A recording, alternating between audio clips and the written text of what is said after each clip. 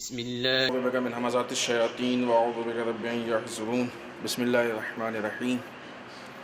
الحمد لله وسلام على عباده الذين اصطفى واللعنة الدائمة الباقية على أعدائهم أجمعين من الآن إلى قيام يوم الدين.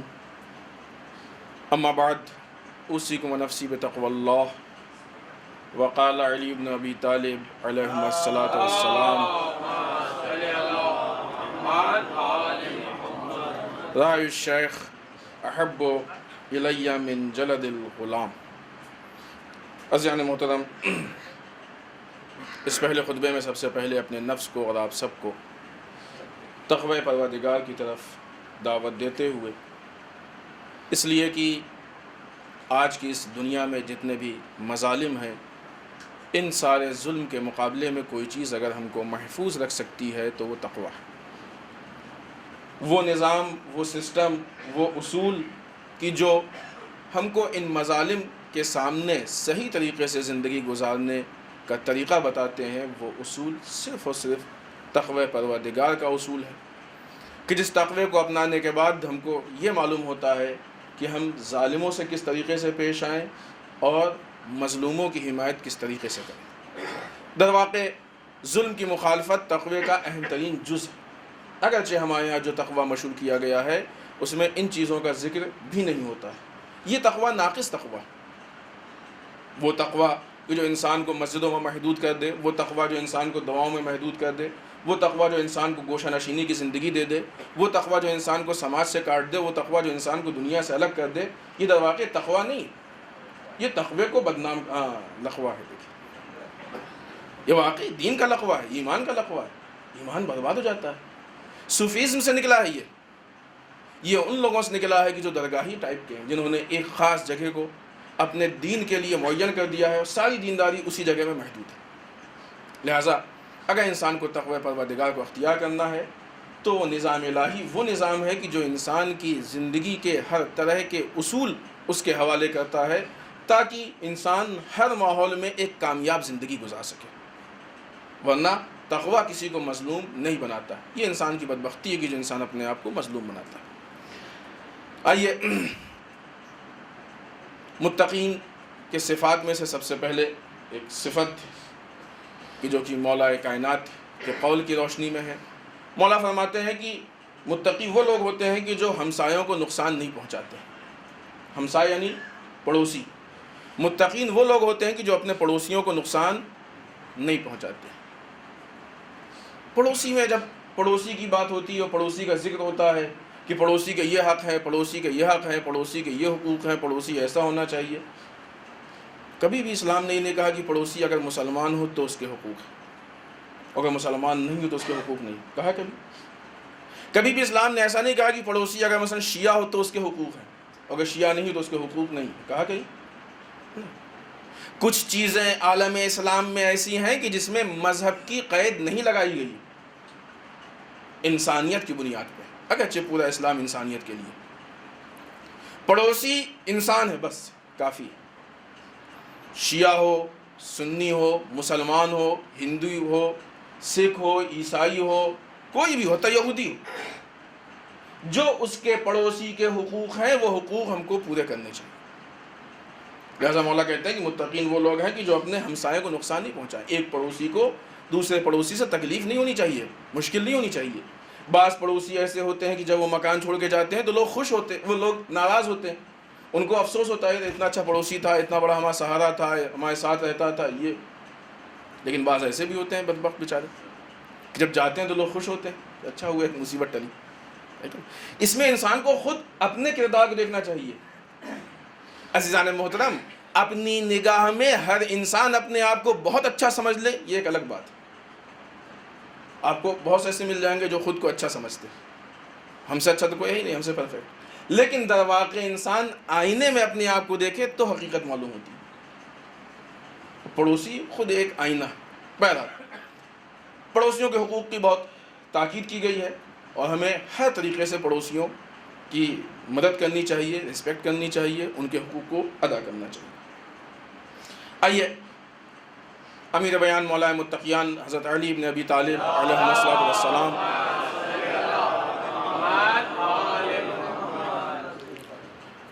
کہ قول کلمات قصار میں سے کلمہ ہمیشہ کی طرح.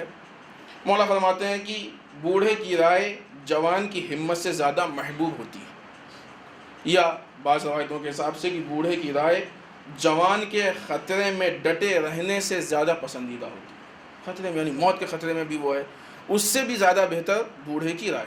البتہ یہاں سے بوڑھے سے مراد وہ بوڑھے کہ جن کے پاس اس چیز کا علم و تجربہ، اس کی رائے یہ زیادہ اہم ہے بنسبت اس جوان کی جوش کے، ہمت کے، کہ جو میدان میں جا کے، جو فیلڈ میں جا کے کام کر رہا ہے. دنیا کی کسی بھی فیلڈ کو آپ لے لیجئے، چاہے وہ کھیتی باڑی ہو، چاہے وہ سیاسی نظام ہو، چاہے وہ ملک کا ڈیفنس ہو، دفاع ہو، چاہے وہ تبلیغ ہو، کچھ بھی ہو، ہر میدان میں دو مرحلے ہوتے ہیں.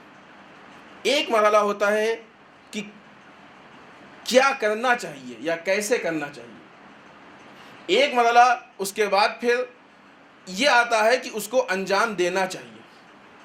پہلے عقل یہ طے کرتی ہے کہ کیا کرنا چاہیے، پہلے عقل یہ طے کرتی ہے کہ کیسے کرنا چاہیے، پھر اس کے بعد کچھ انجام دینے والے آتے ہیں، اس کو انجام دیتے ہیں. جہاں پہ یہ طے ہوتا ہے کہ کیا کرنا چاہیے، کیسے کرنا چاہیے، وہاں علم چاہیے، وہاں تجربہ چاہیے، وہاں صحیح فیصلے چاہیے، وہاں صحیح راہ حل چاہیے. مولا کہتے ہیں کہ یہ وہ جگہ ہے کہ جہاں پہ بوڑھے کی رائے کی اہمیت ہے، اس لیے کہ اس نے زندگی دیکھی، اس کے پاس تجربات ہیں. اور واقعی یعنی بوڑھے لوگ، ضعیف لوگ ہمارے سوسائٹی اور سماج میں ہے، وہ نعمت ہے اللہ کی ہمارے درمیان. اگر یہ طے ہو جائے کہ ہم ہر چیز کو اپنے تجربے سے سیکھیں گے، جب آگ جلائے گی تو معلوم ہو کہ آگ گرم ہے، تو پھر انسان یا دنیا آگے بڑھ ہی نہیں سکتی. ہر نسل اپنے تجربات کو اپنے آنے والی نسل کے حوالے کر کے جاتی. جب یہ نسل، پہلی نسل اپنے تجربات کو دوسری نسل کے حوالے کرتی ہے، تو اب یہ دوسری نسل اس کے آگے زندگی بڑھاتی ہے. تو معلوم یہ ہوگا کہ پہلی والی نسل مددگار ثابت ہوئی اس کو آگے بڑھانے کے لیے. بوڑھے لوگ یہ وہی لوگ ہیں، یہ اپنی پوری زندگی کا تجربہ، پوری زندگی کا خزانہ، پوری زندگی کا سرمایہ، پوری زندگی کی جمع پونجی تجربات کی شکل میں، اپنے علم کی شکل میں آنے والی نسل کے حوالے کرتے ہیں. اسی لیے کہا گیا کہ یہ بزرگ لوگ، آج کا یہ زمانہ بوڑھوں کی قدر کو کیا جانے گا، اس لیے کہ آج اولڈ ایج ہاؤس بن چکے ہیں، بوڑھوں کو گھر میں رکھنا لوگ پسند نہیں کرتے ہیں. الحمدللہ بھی ہندوستان میں اس کا اتنا زیادہ رواج نہیں ہے، خدا نہ کرے کیا ہے، اس لیے کہ فیشن میں ہر الٹی سیدھی چیز ہمارے یہاں آ رہی ہے. حد اقل اتنا تو ہوتا ہی ہے کہ جب بوڑھے لوگ بات کرتے ہیں تو جوانوں کو ان کی باتیں اچھی نہیں لگتی، جھڑک دیتے، صحیح سے باتیں نہیں کرتے. ان کے پاس ایک دنیا کا تجربہ ہوتا ہے. اسی لیے قرآن نے کہا ہے کہ اپنے ماں باپ کو کبھی بھی اف تک نہ کہو، اس لیے کہ معلوم ہے کہ جب بڑھاپے میں تم سے بات کریں گے تو تمہیں ان کی باتیں سمجھ میں نہیں آئیں گی، پسند نہیں آئیں گی، لیکن ایسے حالات میں بھی تم ان کو سمجھنے کی کوشش کرو. بہرحال یہ وہ بوڑھوں کی زندگی ہے کہ جو تجربات کے مرحلے میں. امام علی کے اس قول کے مطابق کہ ہم کو بوڑھوں کا تجربہ جوان کی ہمت سے زیادہ پسند ہے، محبوب ہے، یعنی یہ مولا بتانا چاہتے ہیں کہ دیکھو، کسی کام کے کرنے کے مسئلے میں کام کیسے ہو یہ زیادہ اہم ہے بنسبت اس جوش کے جو کام کو انجام دیتا ہے. کام کے کرنے کا طریقہ زیادہ اہم ہے، جوش کی سیکنڈری حیثیت ہے. اس لیے کہ اگر طریقہ صحیح نہیں ہوگا، جوش ہے، جوش میں تو آدمی کچھ بھی کر لے گا، خطرے میں کود جائے گا. لیکن اگر صحیح طریقے سے پروگرامنگ ہو تو یہی جوش کا صحیح استعمال ہوگا، اس طاقت کا، اس پاور کا صحیح استعمال ہوگا. اگر پروگرامنگ صحیح نہیں ہے تو یہ پاور کا مس یوز ہو جائے گا، جس کی بنیاد پر وہ طاقت بھی ضائع ہو جائے گی. لہٰذا ہمیں کیا کرنا ہے، کیسے کرنا ہے، یہ طے کر لیں، پھر اس کے بعد قدم اٹھائیں اس کام کو انجام دینے کی. معلوم یہ ہوا کہ پروگرامنگ کام کرنے کے بنسبت زیادہ اہم ہے، یہ اس کا مرحلہ اس سے پہلے کا مرحلہ ہے. لہٰذا عالم اسلام نے اسی لیے بوڑھوں کو سماج کا کوئی فالتو حصہ نہیں سمجھا، بیکار حصہ نہیں سمجھا، بلکہ بزرگوں کی رائے کو عزت دی، احترام دیا، اور ہم لوگوں سے کہا کہ ہم بوڑھوں کی، اپنے سے بڑوں کی رسپیکٹ کریں، ان کو عزت دیں تاکہ ان کے تجربات سے فائدہ اٹھا سکیں. بسم اللہ الرحمن الرحیم. انا اعطیناک الکوثر فصل لربک وانحر इन्ना शानियका हुवल अब्तर।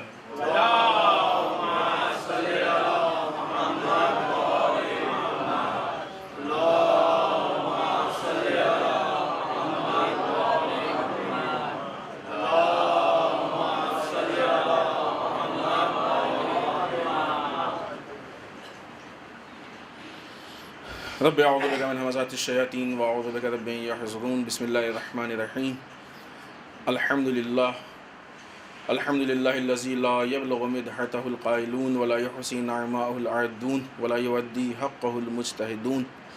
अल्लाहुम्मा सल्लि व सल्लिम अला साहिबिद दावतिन नबविय्यह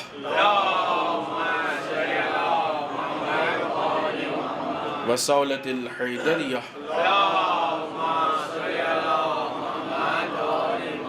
वल इस्मत फ़ातिमिय्यह वल हिल्मिल हसनिय्यह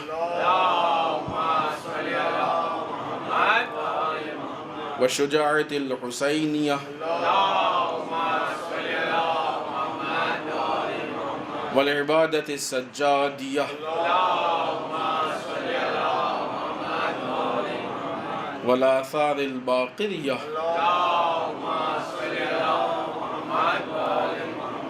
वल मअसरिल जाफ़रिय्यह वल उलूमिल काज़िमिय्यह वल रिज़ाए रज़विय्यह वल जूदित तक़विय्यह वल निक़ावतिन नक़विय्यह वल हैबतिल अस्करिय्यह वल ग़ैबत इलाहिय्यह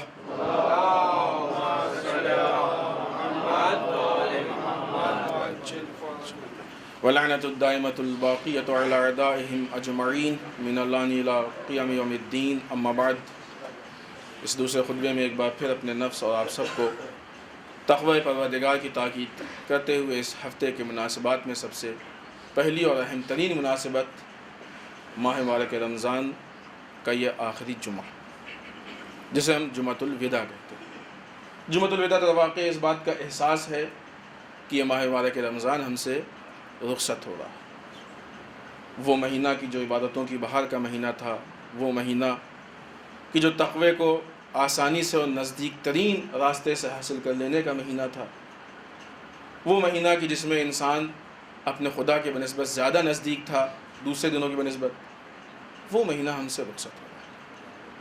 वाकई दीनदार अफराद, मोमिनीन, उलमा, मराजिह, बिलखुसूस अइम्मे अतहार अलैहिमुस्सलातु वस्सलाम को माह मुबारक रमज़ान के रुख़्सत होने का अफसोस होता था।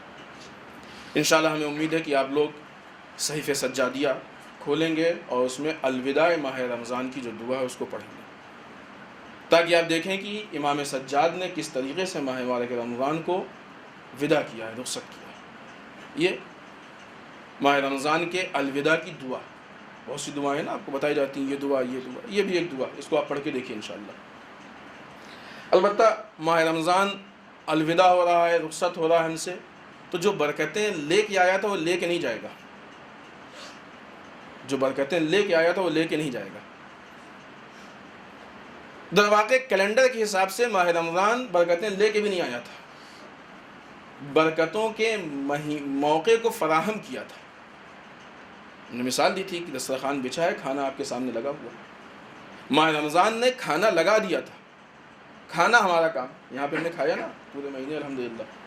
तो क्या होता था, टेबल पे लाके डिशें रख दी जाती थी, कोई ज़बरदस्ती मुंह में नहीं ठूसता था। आप फुल टाइम बैठे रहिए, ना खाइए एक लुक़मा, चले जाइए। आप पूछेंगे, इसरार करेंगे, लेकिन ज़बरदस्ती मुंह में नहीं डालेंगे। माह रमज़ान भी ऐसे ही है, माह मुबारक रमज़ान भी ऐसे ही है। उसने दस्तरखान पे नेमतों को लगा दिया था, सजा दिया था। अब इसको उठा के खाना हमारा काम। जब इंसान ने दस्तरखान पे से वो सारी चीज़ें कि जो इफ्तारी और खाने में थी खा ली, तो अब जब इंसान जाएगा तो जिन चीज़ों को वो खा चुका है उसको हज़म करके जाएगा, लेके जाएगा। अब वो चीज़ें उसका जुज़ बन जाएंगी, वो चीज़ें उसका पार्ट बन जाएंगी, उसका हिस्सा बन जाएंगी। اسی طریقے سے ماہ مبارک رمضان میں سے جس نے جن عظمتوں، برکتوں کو، جن اچھائیوں کو، عبادتوں کو درک کر لیا، یہ اس کا پارٹ، اس کا حصہ بن جائیں گے۔ ماہ رمضان جدا ہو جائے گا لیکن یہ اچھائیاں جدا نہیں ہوں گی۔ ماہ رمضان اس فلسفے کے ساتھ آتا ہے کہ جب آئے تو تقوی کو لے کے آئے، لیکن جب جائے تو تقوی ساتھ لے کے نہ جائے، ہمارے ساتھ چھوڑ کے جائے تقوی۔ یہ کب ہوگا؟ یہ اس وقت ہوگا جب ہم اس نعمت کے حفاظت کی کوشش کریں۔ یہ ہمارے ہاتھ میں، اگر ہم اس نعمت کی حفاظت کی کوشش نہیں کریں گے تو عظمتیں، وہ برکتیں، وہ رحمتیں ہمارے پاس باقی نہیں رہ پائیں گی۔ چانچہ وہ جیسا کہ ہوتا ہے کہ اب ماہ رمضان ختم ہو گیا، عید کا دن ہے، میوزک سنیں اور فلم دیکھیں اور یہ کریں وہ کریں۔ یہ وہی وہ لوگ ہیں کہ جن کی ہاں ماہ رمضان کی برکتیں آتی ہیں اور چلی جاتی ہیں، ٹھہرتی نہیں معلوم، شاید آتی بھی نہیں، کیونکہ اگر آئیں تو ایک مہینے کی عبادت اور تقوی کے بعد یک بارگی ایک دن میں اتنی بڑی تبدیلی، یہ تھوڑا سا مشکل محال ہے۔ اس کا مطلب یہ کہ ماہ رمضان کی برکتوں سے اس نے فائدہ نہیں اٹھایا۔ اس جمعۃ الوداع کے سلسلے میں ایک چیز ہے کہ جو ہمیشہ گھومتی ہے اور پھر حسب دستور میسج گھوم رہے ہیں کہ کوئی نماز ہے، نہیں معلوم، شاید 2 رکعت 4 رکعت ہے، کس کو اگر آپ پڑھ لیں تو آپ کی 700 سال کی قضا نمازیں معاف۔ 4 رکعت ہیں، ہم یہ کہہ نہیں رہے، اب یہ ذکر کہہ رہے ہیں کہ ایسا ہے، ہاں کہیے گا مولانا نے ایسا کرنے، کچھ ایسا کہا جاتا ہے۔ عزیزان محترم، جو آپ کی نمازیں قضا ہوئی ہیں جتنے وقت کی، وہ ساری نمازیں آپ کو پڑھنی ہیں۔ 1 دن کی قضا ہوئی ہے 1 دن کی پڑھنی ہے، 10 دن کی قضا ہوئی 10 دن کی پڑھنی ہے، 10 سال کی قضا ہوئی خدا نخواستہ تو وہ پڑھنی ہے۔ ایک رکعت آپ کو پڑھنا ہے۔ کوئی بھی آیت اللہ، کوئی بھی مرجع ایسا فتویٰ نہیں دیتا کہ آپ نے مثلا 4 رکعت نماز پڑھ لی تو پوری زندگی قضا نمازیں معاف۔ 700 سال کی، معلوم ہوا کہ 7 نسلوں کی معاف، کم سے کم، زیادہ ہو رہے ہیں۔ اگر ایک آدمی نے پڑھ لیا تو آنے والی 7 نسلوں تک پیغام دے دیا، نماز پڑھنے کی ضرورت نہیں ہو سکتا، خلاف عقل ہے، خلاف عدل ہے۔ اگر یہ اس حیثیت سے ہے تو کسی اور اس میں ہے نماز تو بھی ٹھیک ہے، اس کی روایت دیکھی جائے کہ واقعی روایت ہے کہ نہیں ہے، کس امام سے روایت ہے، اگر ہے تو ٹھیک ہے، ورنہ نہ پڑھے، اس لیے کہ آج کل بہت سی چیزیں گڑھی جا رہی ہیں۔ منسوب کرنا الگ چیز ہے کہ کس سے منسوب کیا ہے، مسئلہ یہ کہ مولا کائنات نے کہا ہے، اہم یہ ہے، ورنہ بہت سی چیزیں ہوتی ہیں جو انبیاء اور ائمہ سے منسوب ہوتی ہیں لیکن در واقع وہ نہیں ہوتی ہیں، روایتوں کا ایک پورا سلسلہ۔ ابھی کچھ دن پہلے ایک کوئی عمل تھا، ہم کو پورا یاد بھی نہیں، بات آئی ذہن میں آئی تو سوچا بھی نہیں کہیں گے، کوئی ایک دعا کوئی بتاتا ہے، کہتا ہے کہ مثلا دعا پڑھیں اللہم انی محتاجن۔ اب یہ لفظ انی کے ساتھ محتاجن ہو ہی نہیں سکتا ہے، یہ عربی گرامر کی کے حساب سے یہ غلطی ہے، یہ بہت بڑی غلطی ہے۔ یہ لفظ بتا رہا ہے کہ جس نے بھی اس کو گڑھا ہے، گڑھا ہی ہوا ہے کیونکہ کوئی امام نہیں کرے گا ایسا، جس نے بھی یہ ابو ہریرہ کا کام کیا ہے، یہ جو اس نے بے ایمانی کی وہ تو کی، اس کے ساتھ ساتھ اول درجے کا جاہل بھی ہے، اس کا عربی زبان سے کوئی تعلق نہیں۔ علماء بیٹھے ہیں، آپ عربی اردو کے حساب سے دیکھیے گا، اللہم انی کے ساتھ محتاجن ہوگا، محتاجن عربی میں یہ لطافت ہے، عربی گرامر کے حساب سے اس کے اعراب پہ اثر پڑتا ہے۔ لہٰذا یہ بہت سے لوگوں کو شوق ہے، یہ پڑھ لو وہ، جتنا ائمہ نے بتایا اتنا پڑھ لو، بہت ہے، اسی میں تم مسلمان بن جاؤ گے۔ اور در واقع جو لوگ یہ کہتے ہیں کہ یہ کر لو وہ کر لو، اس کا مطلب ان کا مقصد یہ ہے کہ نعوذ باللہ امام کو یہ بتانا چاہیے تھا، انہوں نے غلطی کی نہیں بتائی، اب ہم یہ امام کی غلطی پوری کر رہے ہیں۔ صحیح تو ہے، ورنہ جب امام نے ایک چیز بتا دی ہے تو اس کے آگے بھی تم کون ہوتے ہو بتانے والے؟ دین ہر ایک سے نہیں لیا جاتا۔ خوب، اس کے بعد ماہ مبارک رمضان کے اس آخری جمعے کی ایک اہم ترین مناسبت ہے کہ جس کو ہم روز قدس کہتے ہیں۔ روز قدس بیت المقدس، سرزمین فلسطین، انبیاء کی سرزمین، بیت المقدس مسلمانوں کا قبلہ اول، اور بہت ساری ہماری مذہبی اور اسلامی عمارتیں ہیں کہ جو وہاں پہ موجود ہیں، پوری تاریخ وہاں پہ گزری، کتنی جگہوں پہ وہاں پہ ظلم ہوا ہے انبیاء پہ، اور کتنی جگہوں پہ انبیاء نے وہاں فتح حاصل کی۔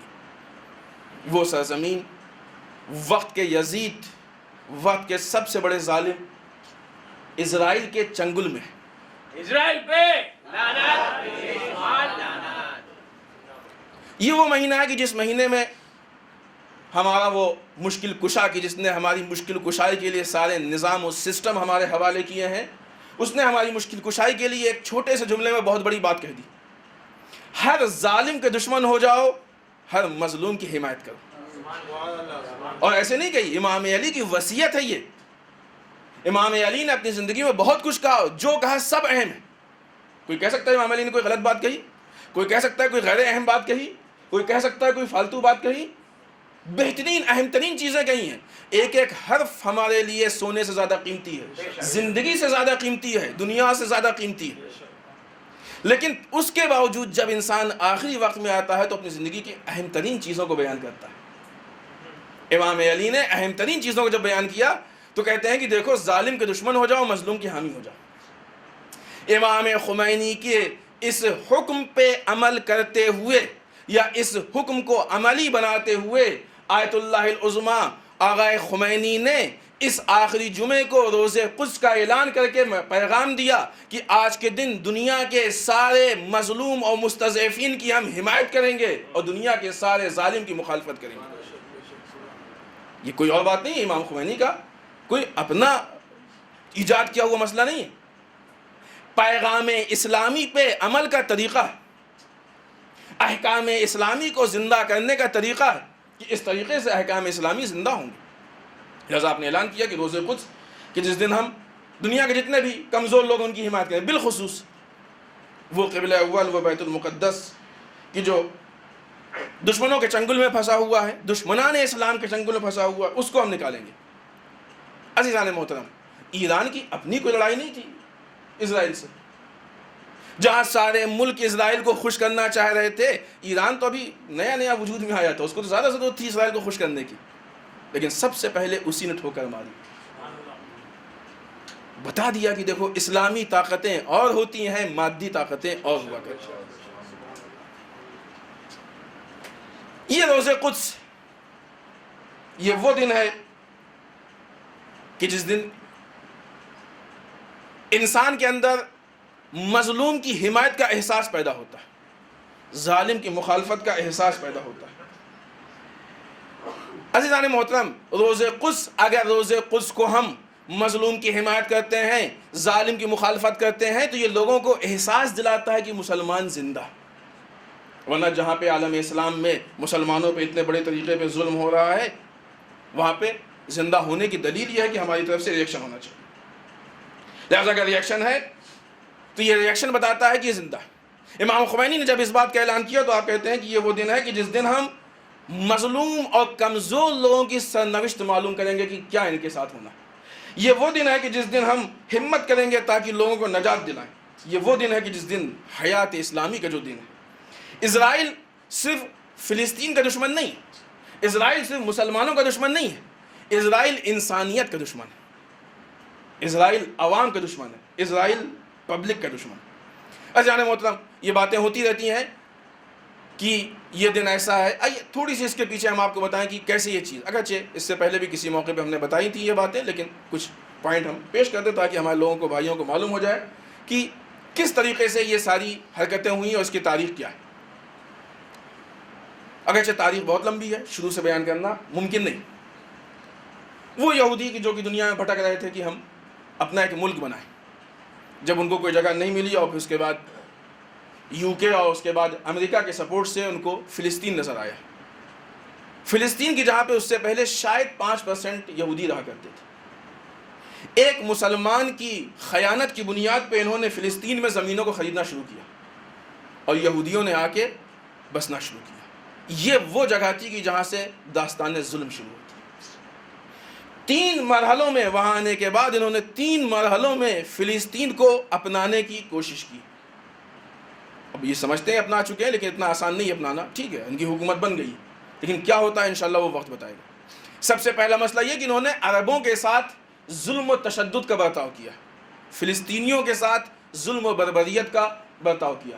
ہری ہری کھیتیاں اجاڑ دی، بنے بنائے مکان توڑ دیے، لوگوں کو گھروں سے باہر نکال دیا، لوگوں کو مار دیا، قتل عام کر دیا، سارے مسائل۔ کتنے بچے ہیں جو یتیم ہو گئے، کتنی مائیں ہیں کہ جن کی گودیں اجڑ گئیں، کتنی عورتیں ہیں جو بیوہ ہو گئیں۔ آج کسی کے گھر میں ایک موت ہو جاتی ہے تو ہم سب کا دل بھر آتا ہے، پرسے کے لیے جاتے ہیں، وہاں تو روزانہ موت کا کھیل چل رہا ہے۔ کتنے لوگ اب تک مر چکے۔ تو پہلا مسئلہ انہوں نے ظلم و بربریت سے کام لیا۔ دوسرا مسئلہ انہوں نے دنیا کے سامنے جھوٹ بولا اور دھوکہ دیا۔ کیا جھوٹ بولا؟ انہوں نے دنیا کے افکار کو موڑنے کی کوشش کی ہے۔ یہ ایک عجیب بات ہے کہ صہیونزم نے یہودیوں کے میڈیا کو یوز کیا، لوگوں کو یہ بتایا کہ مثلا ہم مظلوم ہیں، باوجود اس کے کہ ظالم تھے، لوگوں نے بتایا کہ ہم مظلوم ہیں۔ عزیزان محترم، اگر دو لوگ لڑتے ہوں اور دیکھنے والا دیکھے تو ایک جملے میں اس لڑائی کا نقشہ بدل جاتا ہے۔ ایک جملے میں اگر آپ نے دیکھا اور آپ بتا دیں کہ مثلا فلاں نے اے نے بی کو مارا ہے اور جھگڑا چل رہا ہے، ایک یہ کہ نہیں، اے اور بی آپس میں لڑ رہے ہیں، فرق ہو گیا نا۔ جب آپ نے بتایا کہ اے نے بی کو مارا ہے، جھگڑا چل رہا ہے، اس کا مطلب کہ یہ ظالم اے ہے، بی دفاع کر رہا ہے۔ جب آپ نے بتایا کہ اے اور بی لڑ رہے ہیں، اس کا مطلب کہ دونوں آپس میں لڑ رہے ہیں، دونوں ایک جیسے۔ فلسطین کی سرزمین کے لیے نہ پہلا قضیہ بیان کیا گیا نہ دوسرا بیان کیا گیا، وہاں پہ یہودیوں نے اپنے آپ کو مظلوم بتایا، اس سے بدتر وہاں پہ یہودی اپنے آپ کو بیچارہ بتانا چاہتے ہیں، بیچارہ ثابت کرنا چاہتے ہیں۔ اتنا انہوں نے میڈیا کو اپنے ہاتھ میں کر کے غلط افواہیں پھیلائیں کہ ایک فرانس کا سوشل اور اہل قلم فلسفی جس کا نام ژان پل سارٹر، اس نے ایک کتاب لکھی جس کتاب کا نام ہے بغیر سرزمین کے لوگ اور بغیر انسانوں کی سرزمین۔ بغیر سرزمین کے لوگ اور بغیر انسانوں کی سرزمین، کیا مطلب؟ مطلب کہ یہ لوگ تھے یہودی بیچارے جن کے پاس کوئی ملک نہیں تھا، سرزمین نہیں تھی، یہ بھٹک رہے تھے، ان کو کوئی جگہ چاہیے تھی۔ اس کے مقابلے میں فلسطین ایک ایسی جگہ تھی کہ جہاں پہ جگہ تو تھی، سرزمین تھی، سب کچھ تھا، لیکن لوگ نہیں تھے رہنے والے، لہٰذا یہ لوگ آ کے وہاں رہنے لگے۔ کتنا آسان ہو گیا مسئلہ ہے، چھوٹا سا ہو گیا۔ کیسے بغیر لوگوں کی سرزمین؟ لوگ تھے وہاں پہ، اگر نہیں تھے تو آپ نے قتل کس کو کیا، یا قتل کس کو کر رہے ہیں آپ؟ لوگ تھے وہاں پہ، ہریالی تھی، کھیتی ہوتی تھی۔ تاریخ اٹھا کے دیکھیے کہ فلسطین میں سب سے زیادہ گیہوں کی کھیتی ہوتی تھی، ہرا بھرا ملک تھا، لوگ زندگی گزار رہے تھے، بچے تھے، بڑے تھے، ہر طرح کے لوگ وہاں پہ تھے۔ کیسے کہہ سکتے ہیں آپ کسی بھی، اگر بالفرض نہیں بھی تھے لوگ، کبھی آپ نکلیے گا سامنے ایک میدان خالی، اب جا کے آپ مکان بنا کے رہ لیجیے، کیا بھائی کیا بات ہے، ٹھیک ہے یہ زمین ہے، یہاں پہ کوئی رہتا نہیں، ہمارے پاس بھی مکان نہیں، ہم نے یہاں بنا لیا۔ دنیا میں کہیں ایسے ہوتا ہے؟ بالآخر کوئی نہ کوئی زمین کسی نہ کسی کی ملکیت ہے۔ ہر ملک میں ایسی سرزمین پڑی ہے کہ جہاں پہ کوئی نہیں رہتا، تو کیا مطلب وہاں پہ کوئی بھی جا کے مکان بنا کے رہنے لگے گا، کوئی بھی جا کے اپنا ملک بنا لے گا؟ اگرچہ اس قضیے کو صحیح مانے تو، حالانکہ وہ صحیح نہیں ہے۔ فلسطین ایک بہترین ملک تھا کہ جہاں پہ لوگ بھی رہتے تھے، کھیتی بھی ہوتی تھی، ہریالی بھی تھی، سب کچھ تھی۔ دنیا کے سامنے ایسا ظاہر کیا جیسے فلسطین ایک غیر آباد ہے اور اس کو انہوں نے آنے کے بعد آباد کر لیا۔ عزیزان محترم، میڈیا کی جو یہودی میڈیا ہے، اس نے چھوٹے چھوٹے مسئلے کو اتنا بڑھایا، اتنا بڑا کیا، اتنا وہ کیا کہ ان مسائل کو لے کے لوگ یہ سمجھے کہ مثلا فلسطینی ظالم اور یہودی مظلوم۔ دو چیز۔ تیسری چیز کہ جب یہ وہاں پہ آ کے بس گئے، یہ وہاں پہ آ کے رہنے لگے، رہنے کے بعد انہوں نے ظلم شروع کیا، اب جب واویلا ہوا کہ تم نکلو تو ہمارے یہاں کہاں آ گئے ہو، یہاں سے باہر جاؤ، ایسی صورت میں انہوں نے کیا کیا، ٹھیک ہے مذاکرہ کر لیتے ہیں، باتیں کر لیتے ہیں بیٹھ کے، آئیے آپس میں مل کے طے کر لیتے ہیں، فلاں سیاسی پارٹی آگے بیچ میں داخل ہو جائے، فلاں ملک آگے بیچ میں ہمارے درمیان سلوک کر لے، فلاں لوگ آگے سلوک کر لیں، فلاں لوگ۔ اگرچہ اس میں بھی حقیقت نہیں تھی، یہ صرف ٹائم پاس تھا، لوگوں کو کام پہ لگانا تھا، ورنہ آپ پوری اٹھا کے دیکھیے کہ فلسطینیوں کی حمایت تو یونوں نے بھی نہیں کی۔ کتنے ایسے مسائل ہیں فلسطین کے کہ جس کو امریکہ نے ویٹو کر دیا، ہوا کہ نہیں ہوا؟ کتنے ایسے مسائل ہیں کہ جو وہاں پہنچ ہی نہیں پائے، یہ پوری تفصیلات ہیں، آپ جا کے دیکھیے گا۔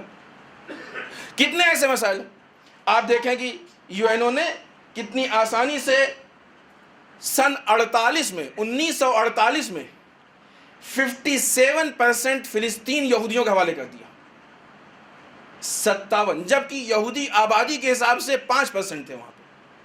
فلسطین میں یہودیوں کی آبادی بہت سے بہت 5% تھی، 57% زمین یہودیوں کے حوالے کر دی گئی، لہٰذا یہودیوں نے اپنا ملک بنا لیا، صہیونزم نے اپنا ملک بنا لیا۔ اول تو یہ کہ کسی ملک میں اگر کسی مذہب کے رہنے والے ہوں تو کیا اس کو حق ہے کہ وہ دوسرا ملک بنا لے؟ ٹھیک، اگر یہی اصول ہے کہ اگر آپ وہاں پہ تھے اور آپ کو حق تھا اپنا ملک بنانے کا، تو آئیے ہم دیکھتے ہیں کہ یو کے میں کتنے مسلمان ہیں، وہاں پہ ہم مسلمانوں کا ملک بناتے ہیں۔ امریکہ میں کتنے مسلمان ہیں، وہاں بھی ہم مسلمانوں کا ملک بناتے ہیں۔ جرمن میں کتنے مسلمان ہیں، وہاں بھی مسلمانوں کا ملک بناتے ہیں. اگر قاعدہ یہی تو پھر جہاں جہاں جس مذہب کے لوگ ہیں وہ اسی حساب سے ملک بنائے. اتنی آسانی سے کتنے بڑے ظلم کے طریقے سے ایک ملک تشکیل پا گیا. ملک کا بننا تھا وہ یہودی کی جو ابھی بغیر ملک کے اتنا ظلم کر رہے تھے، ملک بننے کے بعد انہوں نے اپنے ظلم میں اضافہ کر دیا. یہ ظلم تیزی سے بڑھتا رہا. اور پھر اس کے بعد ابھی کے حالات بھی دیکھیں آپ. تنہا امریکہ ہے کہ جس نے اسرائیل کی حمایت کی، ورنہ اب دنیا کے اکثر ممالک اس بات کو محسوس کر رہے ہیں کہ فلسطین مظلوم ہے اور یہودی ظالم، صہیونزم ظالم. اس کے بعد جب ان کی حکومت بنی، جنگیں شروع ہوئیں. سن 67 کی جنگ، سن 1973 کی جنگ. انہوں نے فلسطین کو قبضہ کیا، فلسطین پہ 41 جگہ لی، آدھا فلسطین لیا، پورا فلسطین لیا، حملہ کیا آس پاس سیریا، لبنان، فلاں فلاں. عزیزان محترم، اسرائیل صرف فلسطین کے لیے خطرناک نہیں ہے، اسرائیل سماج کا کینسر، اسرائیل انسانیت کا دشمن ہے. اسرائیل اپنی حکومت چاہتا ہے، اسرائیل کی نگاہ میں کسی کی جان کی ویلیو نہیں. آپ جائیے نیٹ پہ سرچ کیجئے گریٹر اسرائیل کے نام سے، دیکھیے آپ کے سامنے اسرائیل کا میپ آئے گا. یہ وہ میپ ہے کہ جس میپ میں اسرائیل نے سیریا کا حصہ بھی لیا ہے، فلاں ملک کا حصہ بھی لیا ہے، فلاں ملک کا حصہ بھی لیا. یہ ان کا خواب ہے، اگرچہ جو ان کا اصل نہائی خواب ہے وہ بھی اس سے بڑا. پہچانے اس خطرے کو، جو اصل ان کا خواب ہے وہ اس سے کہیں بڑا. اگر انسان اس خواب کا تصور کر لے تو شاید دنیا میں کوئی انسان ایسا ہو ہی نہ جو اسرائیل کا دشمن نہ ہو. دیکھیں، یقیناً دیکھیے گا گریٹر اسرائیل کو. اس کا مطلب یہ کہ ایسا نہیں کہ اسرائیل صرف فلسطین کا دشمن ہے یا صرف ایران کو اسرائیل سے جھگڑا ہے. نہیں، ایران کا تو مسئلہ بہت بعد کا مسئلہ. اگر آپ صحیح طریقے سے دیکھیں تو اسرائیل کا خطرہ ایران کی نسبت ہندوستان میں زیادہ ہے. اسرائیل کا خطرہ ایران کی بنسبت سعودیہ میں زیادہ. اسرائیل کا خطرہ ایران کی بنسبت سیریا میں زیادہ، دوسرے ملکوں کی بنسبت یہاں زیادہ. اس لیے کہ اسرائیل چاہتا ہے کہ دنیا پہ اس کی حکومت ہو، دنیا پہ اس کا قبضہ ہو، لہٰذا ہر ملک کو اپنے قبضے میں کرنا چاہتا ہے. اور اس کے لیے سب سے اہم طریقہ جو اسرائیل صہیونزم یوز کر رہا ہے وہ یہ کہ ہر جگہ دوسرے ملک بیچارے نادان بنے ہوئے بیٹھے ہیں، کیا کریں، ہمارے تو صرف ان کے تاجر آئے تو انہوں نے تجارت کرنی شروع کی تھی. یہی تو وہ چاہتے ہیں. وہ چاہتے ہیں کہ ہر ملک میں جا کے وہاں کے اکنامیکل سسٹم پہ، وہاں کے اقتصاد پہ قبضہ کر لیں. پھر جب اقتصاد ان کے ہاتھ میں ہوگا تو حکومت ان کے اشارے پہ ناچے گی. آج پاکستان کا کیا حال ہے؟ حکومت پہ جو حاکم بیٹھتا ہے وہ پاکستان کا ہوتا ہے، فیصلے امریکہ اور اسرائیل لیتا ہے. دیکھیں آپ، یہ ہوتی ہیں غلام حکومتیں، کہنے کو حاکم ہوتے ہیں در واقع کسی کے غلام ہوتے ہیں. آج سعودیہ کیا حشر ہے؟ یہ غلام حکومتیں. یہ چاہتے ہیں کہ پوری دنیا ایسے ہی بن جائے. ان کو ایسا نہیں کہ ضروری نہیں کہ ہمارے ملک میں کہا ہی جائے، نہیں، ابھی پہلے مرحلے میں ان حکومتوں پہ قبضہ. ورنہ آپ دیکھیں کیا وجہ ہے کہ آئی ایس نے حکومت قائم کی، اسرائیل خوش ہوا. تم مسلمانوں کے دشمن ہو، اسلامی حکومت قائم ہو رہی ہے، تم کو کیوں خوشی ہے؟ نہیں، ان کو اس بات کی خوشی ہے کہ اب جو حکومت قائم کر رہا ہے وہ ہمارا نوکر، اب اس کی حکومت کی بنیاد پہ ہم کو فائدہ ہوگا. اب تک کی حکومت ہمارے لیے فائدہ مند نہیں تھی، مفید نہیں تھی، لیکن یہ حکومت وہ ہے کہ جو ہمارے لیے مفید ہے. خاص کر کے ہندوستان کے لیے خطرہ واقعی لائق غور ہے. آپ نے سنا ہوگا بہت ساری چیزیں، تفصیل ہے، اتنا وقت نہیں خطبے میں کہ ہم ساری باتوں کو پیش کریں، بہت سارے پوائنٹس. ابھی کچھ دن پہلے ہمارے بامبے سے، کلیان سے بھی کچھ لوگ گئے ہیں، اس کے علاوہ دوسری جگہوں سے بھی گئے ہیں کہ جو کہ آئی ایس کی مدد کرنے کے لیے گئے. سنا ہے آپ نے؟ نیوز میں آیا ہے نا. ہندوستان گورنمنٹ کو اس پہ غور کرنا چاہیے. یہ آئی ایس کون ہے؟ یہ اسرائیل کی ناجائز اولاد ہے. یہ اسرائیل کے اشارے پہ چل رہے ہیں. یہ جہاں ایک طرف سے مسلمانوں کا قتل عام کر رہے ہیں، سنی شیعہ سب کو مار رہے ہیں، وہیں یہ کہتے ہیں کہ ہم یہودیوں پہ حملہ نہیں کریں گے، اس لیے قرآن میں نہیں کہا گیا. اگرچہ قرآن میں یہودیوں کو دشمن کہا گیا، قرآن نے یہودیوں کو دشمن کہا، ایک نہیں کہی آیتیں. نہیں، ہم یہودیوں پہ حملہ نہیں کریں گے اس لیے. کیوں؟ اس لیے نہیں کریں گے کہ وہی ان کے آقا و مولا. اس فلسفے کو محسوس کریں کہ آج دنیا میں یہ کہا جاتا ہے کہ سب سے بڑا آتنکوادی مسلمان ہے. میرے بھائی یہ بتاؤ کہ مسلمان اسلحہ بناتے ہی کب ہے؟ آتنکوادی مسلمان نہیں ہیں، امریکہ اور اسرائیل آتنکوادی ہیں۔ مسلمانوں کے نام پہ تم اپنے نوکروں کو بھیجتے ہو تاکہ بدنام مسلمان ہو۔ ISIS اسرائیل کے نوکر ہیں۔ اب اگر ہندوستان سے کچھ لوگ کھڑے ہو کے جاتے ہیں کہ تاکہ ISIS کی حمایت کریں، اس کا مطلب کہ اسرائیل کا اس حد تک نفوذ ہندوستان میں پہنچ گیا ہے کہ جو کل کے لیے یقیناً خطرناک ہے۔ اس خطرے کا احساس کرنا چاہیے ہم کو۔ کون کرے گا اس خطرے کا احساس؟ اس حد تک اگر یہ ہمارے لیے نقصان دہ ہے تو کیا ہم کو اس کے لیے آواز نہیں اٹھانی چاہیے؟ عزیزان محترم، ان حالات میں جو سب سے اچھا کام ہم لوگ کر رہے ہیں وہ یہ کہ اسرائیل کے خلاف اور فلسطین کی حمایت میں مظاہرے۔ دو طرح کے کام ہیں۔ ایک کام وہ ہے کہ جہاں پہ لڑنا ہے، یہ کام فلسطینیوں کا ہے۔ ابھی یقیناً ہم سے یہ نہیں کہا گیا ہے۔ عراق کی جنگ میں یہ کام عراقیوں کا ہے، ابھی ہم سے نہیں کہا گیا ہے۔ دوسرا کام، جب ظلم ہو تو ظالم کی مخالفت، مظلوم کی حمایت۔ کیوں؟ اس لیے کہ یہودی چاہتے ہی یہی ہے کہ ظلم نہ بیان کیا جائے، ظلم چھپ جائے۔ اسرائیل چاہتا ہی یہی کہ ظلم چھپ جائے، زیونزم یہ چاہتا ہے کہ ظلم چھپ جائے۔ لہذا جب بھی مظاہرے ہوتے ہیں، ہمارے مظاہرے ان کے لیے مشکل آور ہوتے ہیں، مشکل پیدا کرتے ہیں۔ ایسے حالات میں جتنا چھپانا چاہتے ہیں، یہ مظاہرے ان کے ظلم کو اتنا ہی بیاں کرتے ہیں، اتنا ہی عیاں کرتے ہیں۔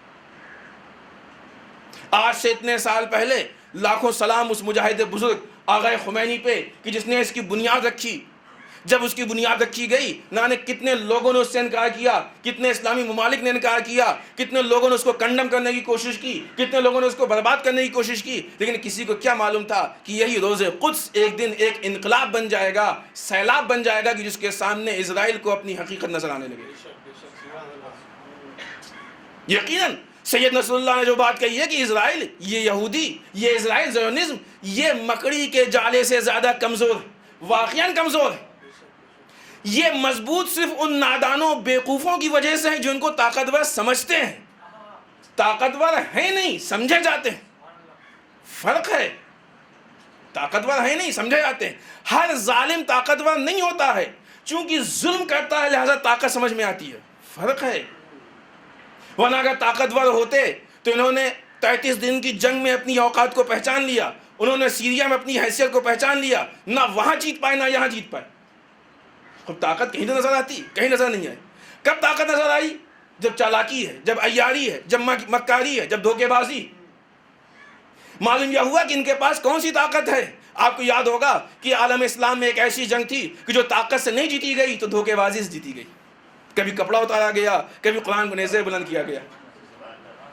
اسرائیل اسی طریقے سے جنگ کو جیتنا چاہتا ہے، کہیں مسلمانوں کو دھوکہ دینا چاہتا ہے، کہیں مسلمانوں کو بیوقوف بنانا چاہتا ہے، کہیں مسلمانوں کو قرآن کا دھوکہ دیتا ہے، کہیں مسلمانوں کو حدیثوں کا دھوکہ دیتا ہے۔ اگر مسلمان اپنے دین کو صحیح طریقے سے سمجھنے کی کوشش کرے، حتیٰ صرف یہ طے کر لے کہ ہم کو دین صحیح لوگوں سے ہی لینا ہے، تو نہ اسرائیل کامیاب ہو سکتا ہے، نہ امریکہ کامیاب ہو سکتا ہے۔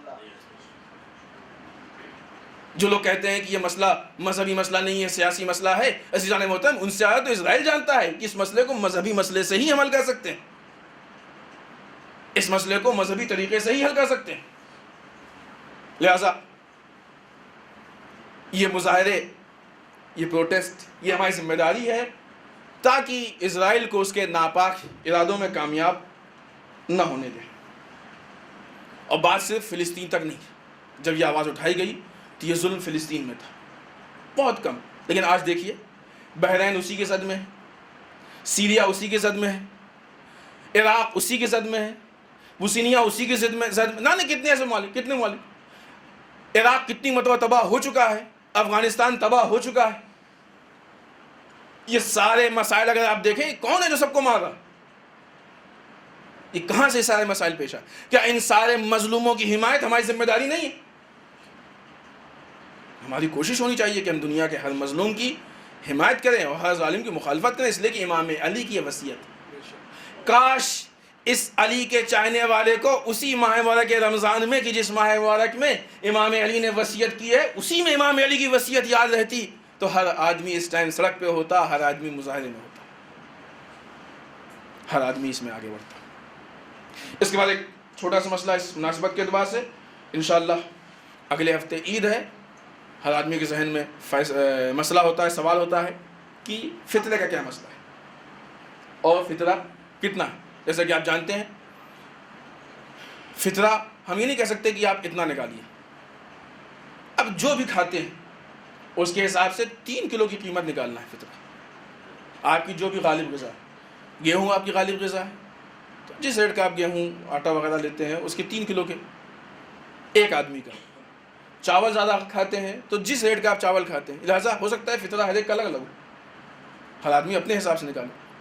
3 کلو پر ہیڈ، گھر میں جتنے ممبر ہیں اس کے حساب سے، چاہے تو آپ وہ چیز نکال سکتے ہیں جو کھاتے ہیں، اور چاہے تو اس کی قیمت نکال سکتے ہیں جو کہ نسبتاً آسان ہے۔ فطرے کا ٹائم چاند رات جیسی چاند کا اعلان ہو جائے غروب کے وقت سے شب عید، مثلا 29 کو چاند کے اعلان کا انتظار ہے لیکن 30 کو چاند کے اعلان کی ضرورت نہیں، کیونکہ معلوم ہے کہ کل عید، غروب کے وقت سے نماز عید تک اگر کوئی نہیں نکال پایا تو حد اقل زوال تک اس کو نکال دیں۔ کس کو دینا ہے؟ وہ لوگ کہ جو مستحقین ہیں زکوٰۃ کے، ان کو آپ دے سکتے ہیں، اور بہرحال اداروں کے پاس اجازے بھی ہوتے ہیں، ادارے جمع کرتے ہیں، یا اجازے کے علاوہ ادارے البتہ اس کے لیے چونکہ یہ فقیر کو جاتا ہے لہٰذا اس میں اجازے کی ضرورت نہیں ہے، بلکہ وہ کسی مستحق کو پہنچایا جاتا ہے، اس میں اجازے کی کوئی کام نہیں ہے، لہٰذا وہ امین بنتے ہیں لے کے اور ان مستحقوں تک پہنچا سکتے ہیں۔